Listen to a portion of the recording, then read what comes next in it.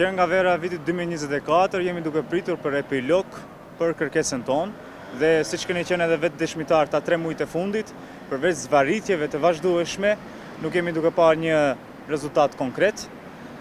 Dhe derisa partitë tona merren të gjejnë fajtorin, janë studentët ata të cilët ngelin peng, fatkeqësisht.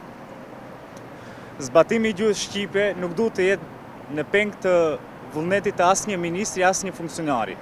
Kushtetutat dhe ligji për përdorimin e gjuhës janë të qarta. Prandaj shpresoj që së shpejti edhe ata të reflektojnë dhe të zbatojnë ligjin për përdorimin e gjuhës.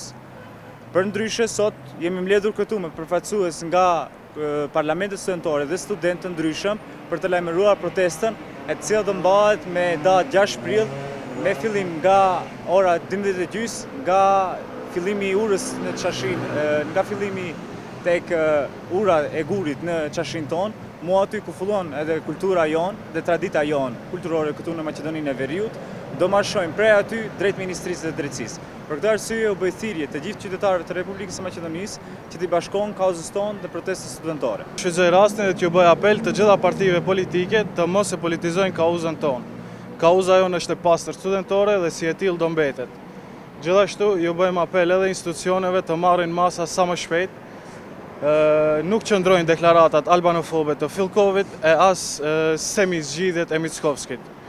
Pra, ju bëjmë thirrje edhe njerë, mos na përdorni si litar duke na tërhequr secili në anën e vet, por na mundsoni zgjidhje reale.